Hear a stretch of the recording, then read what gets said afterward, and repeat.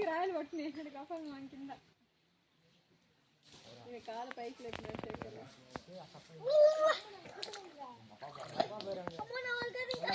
వద్దురా నువ్వు